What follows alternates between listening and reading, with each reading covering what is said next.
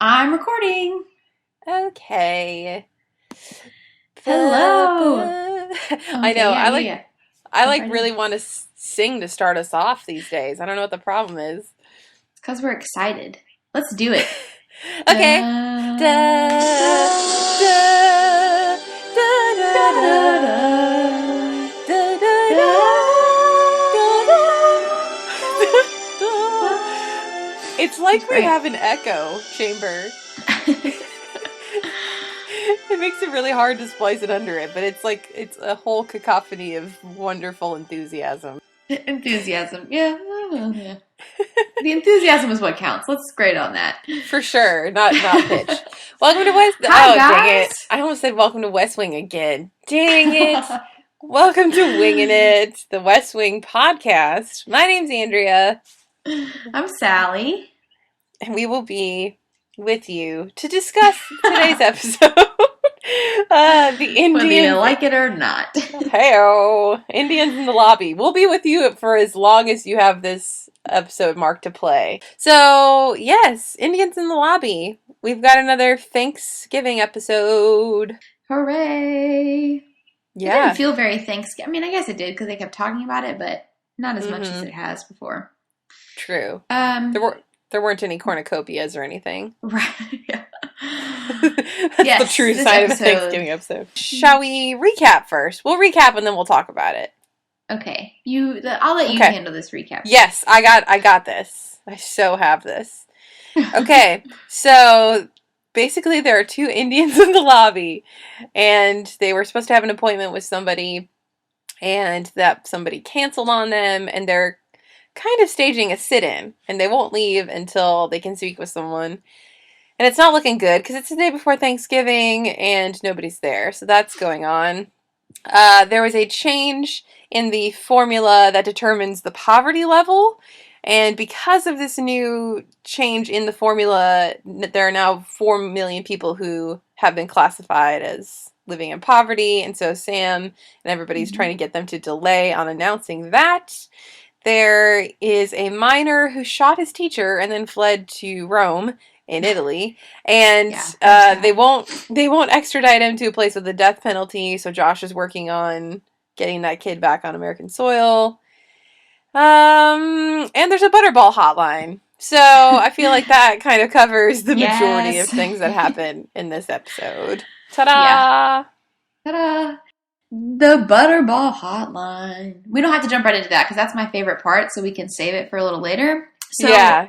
how did you feel about this Let's whole start with all the episode? things we didn't like. No. I liked it. I feel like this episode and the next episode are really solid. There's so many good things happening. Like there was a lot of good dialogue in this one, I felt. I mean, not that there's not normally good dialogue, but Right. even at the whole beginning where Bartlett is talking to CJ in the Oval, and she's clearly being kept there against her will, and Bartlett's having one of his moments where he's going off on tangents and she just wants to leave. Like, we've seen him do this with Josh, we've seen him do this with Toby, and this is just one of those moments. Yeah, I liked a lot of those little things throughout the episode. How did you feel? Yeah. I really I hate anytime I Be don't honest. love an episode because it's still good. Like, it's still a good episode of television, but it's not one of my favorite episodes. And I don't even know why, because like when we're looking back at it and we're recapping, I'm like, oh yeah, like that's a good storyline and that's a good storyline. But there was something about this episode that just doesn't click for me. I don't know if it's like, Did it make you sad? it didn't make me sad so much as it was just like, it felt like the pacing was off, or like I wasn't as interested in it as I should be, even though the storylines are interesting. There was something about even some of the joke deliveries were awkward for me, and like, I don't know, there was just something just felt like it was off. Like it was off a little beat, and it didn't feel as magical as all of the other West Wing. Did you not get enough sleep last night, or did you not have breakfast this morning? No, I did. I'm really trying to analyze this. I know, like, what could it be? I don't know. It just feels like even the opening just felt a little I mean, I love the president and CJ being in there, but it just felt like we were missing something. it felt, and then the way the dialogue between CJ and Josh was, it felt choppy, and it just didn't flow for me as much as I wanted it to. Fair enough. But it's still The West Wing, and it's still, good.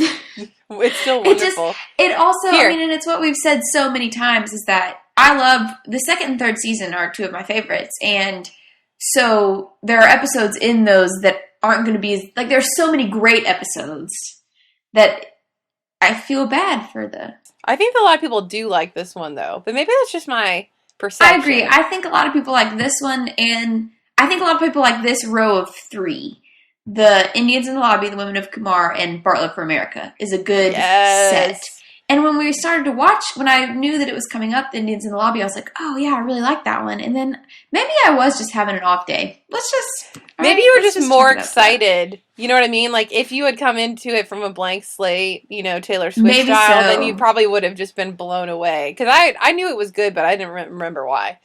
But And I think, and this has happened so many times, that it's sort of unfair to this episode because I knew I loved The Women of Kumar, and I do love it, and we'll talk about that. It was in the shadow, yeah. Next, yeah, and so it was in the shadow of that, and it was like, oh, this isn't as good as that one. This episode was the Jan Brady to the Marsha that is The Women of Kumar. Yes, yeah, something like that. So, well, I'll just talk about all the things I liked about the episode, and then I'm going to change your mind by the end. Okay, great, perfect. Let's do it. And then we'll go back and rewatch it. That's good. Okay. Other things I did like, Josh and Leo are talking about the whole, it's not a good situation, the guy who shot his teacher and then left to Italy. And then at one point, Leo said, the governor wants justice to help. Why isn't this conversation taking place in the DeKalb County DA's office? It's taking on an international flavor. Much like myself. Yeah. You'll talk to some people? See. And you'll stop doing that soon. Yeah. I mean, it was just like little things like that where you're like, right. Okay. It's adorable. Yeah. That's fair. That was adorable. How are we doing? Okay. What other notes do you have? I'm going to let you steer the ship, and then I'm just going to pepper in all the other things. I really didn't even have that many notes because I just didn't feel enthralled in it. And that was not my complaint, but like I found myself just being like, well, this is happening. That's okay. Like I didn't feel attached to any of the storylines. I mean, I thought they were all solid storylines. I wish I could articulate what was wrong with it better. It just that something in the pacing felt off, and that made me not invested, I guess. But we can talk about the Butterball Hotline because I think Butterball Hotline is the best thing. It's delightful. It's so great. Delightful. Everything about it is great. My favorite being when it's first introduced and the president is like, there should be a hotline this time of year where you can call up anytime and speak to an expert about, frying or cooking your turkey. And Charlie's like, there is. Yes. And the president's like delivery when he says, are you kidding me? It is the best thing. And then Charlie's like, no, it's the Butterball Hotline. And he says, God, I'm sorry. I love my country. I know. That really needs to be the picture we post on Instagram for this one. Yes. I mean, there's so many to choose from, but yeah, we can't play the whole scene, but we have to play part of this when he finally gets through. I love that he was on hold for a while too, and then he's talking to Toby, and then all of a sudden a voice pops up, and then they realize they can't say who's actually calling, so they have to kind of on the fly put together a fake persona for Bartlett, which just makes it even funnier. So yeah. Enjoy this clip from the Butterball Hotline. Hello? How can I help you, sir? Well, first let me say, I think this is a wonderful service you provide. Well, thank you. May I have your name, please? I'm a citizen.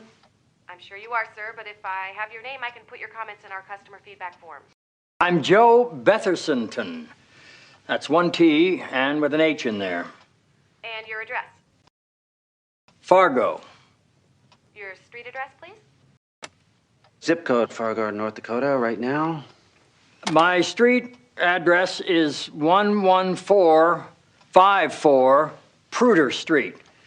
And it's very important that you put street down there because sometimes it gets confused with Pruder Way and Pruder Lane. It's apartment 23R4. Fargo, North Dakota. Zip code 50504. Thank you. Your voice sounds very familiar to me. I do radio commercials for products. You have an accurate thermometer? Oh, yeah. It was presented to me as a gift from the personal sous chef to the king of auto sales in Fargo. Phil Behand. The man can sell a car like anything. Very good, sir. You have a good Thanksgiving. And you do too. Thanks a lot. That was excellent. We should do that once a week. Phil Behand. I got to get better at the names. I mean, it's so great. Good. My only like little thing about it is I don't know, why can't we say it's the president calling? Is there a reason? I don't how know. fun. We've talked before about how I love when people are unexpectedly like interacting with the president and they're overwhelmed. Right. And so I think it would have been really fun too but maybe it just would have overwhelmed this poor little hotline lady too much. I just thought that them hiding it was so funny. Yes, it is. It's hilarious. It makes for a funny, let's be clear that I'm perfectly happy with the scene as is. I think it's perfect. But, I just love when it's like, oh, it's the president, surprise. I think it would be interesting too. For sure. I also realized in this moment that Bartlett has no computer in his office because when they were trying to come up with the zip code for Fargo, they would have had it in 2 seconds if they had Googled it. Mm-hmm. But instead, they had to, the timing of it, the comedic timing was perfect, where... It was perfect, yeah. Toby, he calls Charlie walks in, he gets the thing right as he has to say the zip code. It was just beautiful. Yeah, it was beautiful. And just his whole... When he starts saying it was a gift from the king of auto sales. I genuinely could do a full 10 minutes just on this Butterball hotline scene.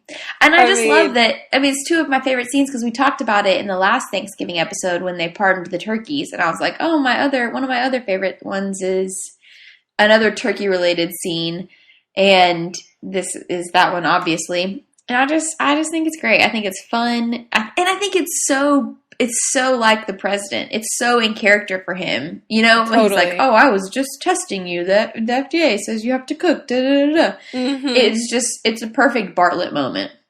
Yeah, I loved the back and forth with he and Toby. They're actually, it's almost like they're both resisting the conversation and they're not acknowledging that it's actually happening. Right.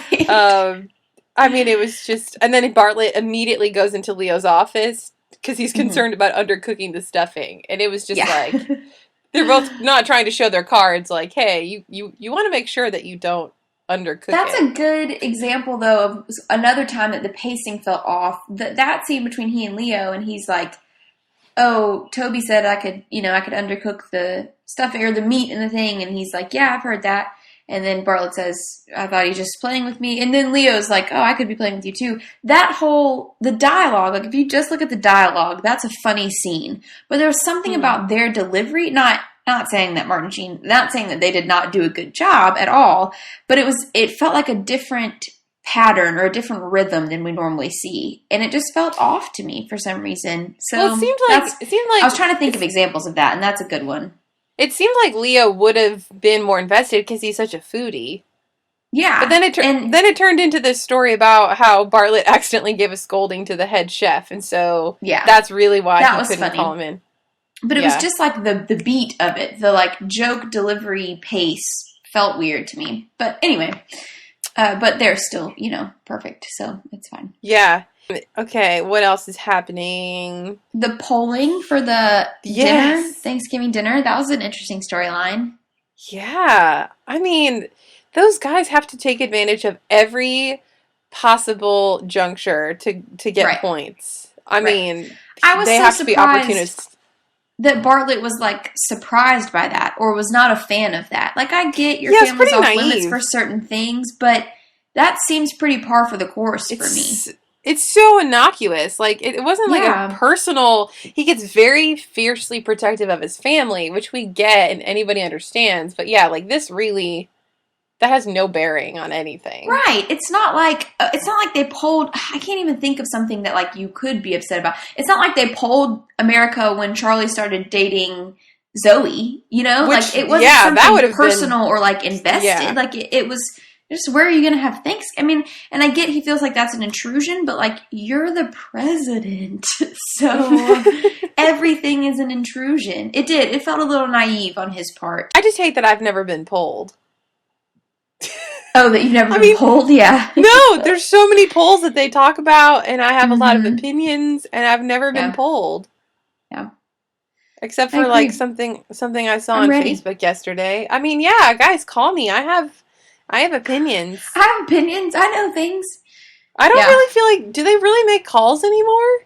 Is this still happening? I think probably. I don't know how Are they doing? They would do it, because it seems like the internet would be unreliable. I don't know. I know nothing, actually. Okay, I reconnected with our political consultant today, this week. So I'm going to ask him, I'm going to add this to our list of questions, and I'm going to actually submit them to him. There's so many. He worked at the White House, and he worked on Obama's 2008 campaign. I don't really know how to formulate words when I speak to this person, because I just know that he's smarter. But, you know, more smart. See, I don't even know. Smarter, yeah. No, I was kidding. So anyway, I didn't realize you were that dumb. Yeah, and then Bruno has a crewing metaphor about removing kelp. Yeah. And that kind of helped persuade Bart. I liked that metaphor. I said yeah as if I was annoyed with it. I liked that metaphor. I didn't like how he opened it, how he was like, I have trouble talking to people who aren't sailors or whatever. And I was like, do you really though? Like, that's a pretty big group of people. Yeah, that's like most of the people, Bruno. Yeah, that's like most people. You like work in politics in like, not communications, but in, I guess communications. So like, clearly you don't. Anyway. It's very highbrow. It's such a Yale thing to say. Like, I also thought because it was interesting later when President Bartlett finds out that the First Lady knew about the poll, she sort of admits that it was wrong, and I was like, I still don't think it was wrong. I don't know. So maybe wait, I was confused about it, because if she knew about the poll, why didn't she say they should stay at the White House? Did she just really want to go to Camp David? I don't know. I don't like why. Well, why would you choose the second best choice? All I know is I appreciated that they still had her with a broken ankle for continuity. Yes. Yeah, I did appreciate that. And that he called her his little cheese. Yeah, that was hilarious. I did make a note about that he called her his little cheese. Fromage. That was so funny. She was like, all the languages you speak. Little cheese. Oh, that was great. And I did make a note that we're not seeing a lot about the trial these days, which is probably good, because it would probably be too one note. But, I mean, it was like such a big deal, and it's not resolved yet. Like, there was such a big ramp up to it. I mean, they do mention it in each episode, so we know that they haven't forgotten, but it hasn't been front and center. And so I do think it's great how they have handled it. I mean, I'm not like, it's not like I want to see more of the trial. I'm just noticing that, you know, there's still life as usual. Which is nice. They didn't like make it the storyline for the predominant storyline for the whole season. Right. I agree. I do agree. Let's talk about Josh and Donna for a second, because I feel like we always have. Okay, let's talk about it. I mean, it's there. Did was there something you liked about them in this episode? I liked their banter. Well, yeah, the banter. Like, she's having to book his flights to home for Thanksgiving, and he forgot where his mom lived. And then he says, "You realize you're the girl I made fun of in elementary school." You know that, right? Right. And he doesn't want to stop in Atlanta, and she's like, "Oh, yeah, but you have to stop in Atlanta." I can't remember the exact joke of it, but it was funny. Yeah, and then she tells him to call his own mother. Yeah. Oh, I mean, he starts to say something like a swallow to the Capistrano, and he doesn't finish his sentence. But he's just so, he has a lot of Joshness in this episode, which of course we all know that I like. Right. I think many of us do. I think it's really cool too. I like seeing the way that things are handled, because they were trying to figure out a way to get this kid back on American soil, but Josh spoke to the Italian ambassador. I didn't really understand that exchange, honestly. But anyway, all to say, Josh ends up going to meet this guy in the airport, and I don't remember, is he a congressman? Or is he a judge? Isn't he I thought he was the prosecutor. Yeah, yes, I don't know what his title is. Who would be seeking the death penalty. Yeah, so he must be the prosecutor. In the Georgia 4th. And he basically makes this deal, at an airport bar, that if he doesn't seek the death penalty for the minor who fled, then he'll give him 3 names of people who will help fund this guy's next campaign. And right. Josh knows, all the stats about, exactly what happened in his previous campaign and funding and how he was painted in a certain light. And so I just think it's really cool the way that things get resolved in real life. The thing for me I didn't like about this storyline is that the whole time, and maybe it doesn't count because I've seen this episode and I know how they end up resolving it, but right from the beginning, when we first find out it's happened and that they won't extradite to someone who pursues the death penalty, my very first thought is, okay, let's get them to agree to not pursue the death penalty. Sallie, you need to work in government. Well, I don't think so. I don't think that was that smart of a thing. It's so that the whole running around and talking to the Italian ambassador, talking to everybody that they do, and then eventually getting to that conclusion, I'm just that should be your first, it's so much easier to get them to not pursue the death penalty than to get Italy to change because then we have a part where we're concerned about the Pope and what the Pope's going to say, and is the Pope going to get involved? And I don't know. So that just it seemed like that would be the first thing they would do anyway. But then it would have been too easy and not fun, I guess. I don't know. Good call. Yeah, I didn't really even think about it. I just kind of like to watch it all unfold. Yeah, that's fair. And there's something kind of glamorous about people making sure they have a stopover so they can have a meeting in an airport bar. Yeah, that was fun. That's something I aspire to. Yeah, I want to have one of those meetings someday.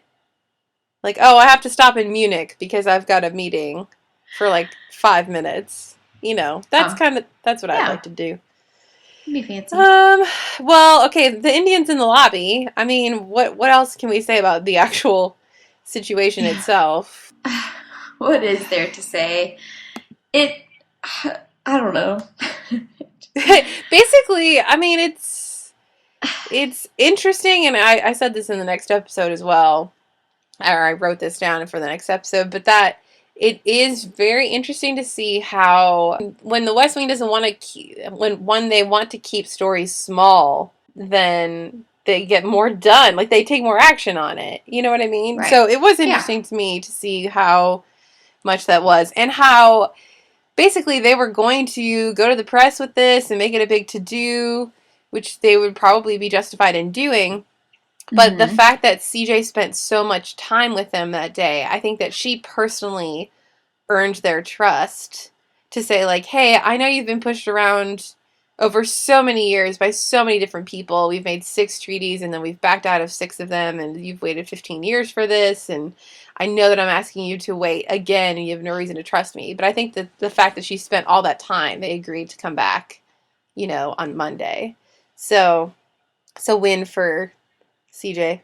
I like this storyline. I think for me, we talk a lot about how Sorkin does a great job of not making whenever there are debates or arguments in the West Wing, or even just big issues, of not making one side of the argument be the straw man, that it's always a valid argument, or the issue is presented in a way that you care about it. Even when he's being preachy, he can make it personal and make it whatever. And this just felt a little weird because it felt, I don't want to say it felt preachy, but he's very clearly trying to make a point about that this was wrong. But what felt weird about it is that it doesn't feel like anybody's arguing that it's not. Is there a great that's public a good point. outcry? Yeah. It's it felt like it was being put in front of us and oh, this was bad and this is wrong and this is still happening. And it's nobody's going to argue otherwise. Everyone's yeah, everybody's already on that side. So that's what felt a little weird, because it almost felt I don't know. It felt strange to me because it felt like I was like supposed to feel guilty, and like it was already like, no, this is already something I think was wrong and I think is wrong still. Like, I don't know. Maybe that's just me. Or maybe, I don't know if that makes sense, but... No, yeah, that totally... I get what you're saying, for sure. That usually a lot of his arguments are current issues, are hot topics, are whatever. Not that this isn't a current issue, but are something where somebody needs convincing and somebody is on the wrong side of this. Right. And I think it was a good point of, like, this is still an injustice and, like, let's put a face on it, but nobody is on the opposing side of this Well, do you issue. feel like he did that because it was like this is when I'm assuming this aired around Thanksgiving, right? But do you think that maybe that was folded in because of the timeliness? I think probably. I think that makes sense. I think you might have been looking for something. I guess looking for something Thanksgiving-y. I don't know. It felt. I don't know how it felt. I hope that makes sense and doesn't sound... It sounds bad. It sounds like you hate all things related to Thanksgiving, but it's okay. You've got like 3 weeks to get over it. I do also like that CJ mentioned she had already pardoned the turkey, just in case we were worried about that, because we had such a good time last season with her pardoning. I did like that, the turkeys. Yeah. So good. If you haven't listened to that episode, go back and listen to it. I guess the only other thing worth touching on, I mean, you can bring up whatever you have, but I really liked, I liked a lot about the Sam and Toby change in poverty, the poverty line thing. I mean, it's definitely an interesting argument on its own, apart from how it played out in the storyline. I think the whole, like, well, we don't want to say there's now 4 million people that are living below the poverty line. Like, that's not a win. Right. But then Sam is like, well, it's harder to help people if you pretend they're not, if you pretend they're not there, if you pretend like what's happening isn't happening. So, yeah, it was interesting to see the tug and pull of, like, how this would play out for the re-election versus what they just actually need to do to fix the actual issue, not just the perception of it. Right. So I thought what I liked about it, I mean, I liked a lot about it. It provided a lot of good humor. More poor people, let's find the humor. But it was just, throughout the story, I mean, like, even when he's telling President Bartlett about it, and President Bartlett's like, what's it look like? And Toby's like, that depends. Do you want more poor people or fewer poor people? And he says, fewer. And he says, you got it. Like, that was a funny interaction. But what I really liked is that the whole episode, we're thinking, this doesn't look good. There are 4 million more poor people, or that's how it's going to appear. And then at the very end, Bruno's like, Bruno spins it in like 2 seconds. He spins it and is like, are you telling me this formula's been broken for years and the other guys never fixed it? Like, and we've talked before about how interesting it is that how they spin things and how they turn things around. And that was one of those cases because it's immediately something totally different just by him saying that one sentence. I love it. And he was so pleased with himself, too. He's like, I could sell anything. I love that. I'm pro what Bruno's doing. They should have come and talked to him sooner. However, I did really like when Sam was going to talk to Bernice, trying to, like, convince her to hold off on implementing the new system. He's talking to Toby, and he says, she's a hard one to get her to warm up, And he's like, I'll warm her up. Jokes, nicknames, that sort of thing. Yeah. So then he goes to talk to her, and he calls her Bernie, and she doesn't like it, like straight out the gate. And then he says, then how will you be able to tell I'm your buddy? And she says, I'm okay to be in the dark about that. I mean, it's just so great.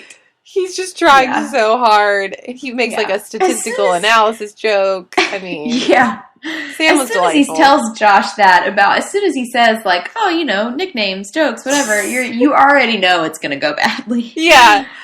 But it's so fun. Yeah, that was really fun. Oh, so Sam. Endearing. Oh, Sam. Well, who would win the MVP for this episode for you then, my little cheese friend? My fromage. This is a tough one because it's really sort of ensemble-y.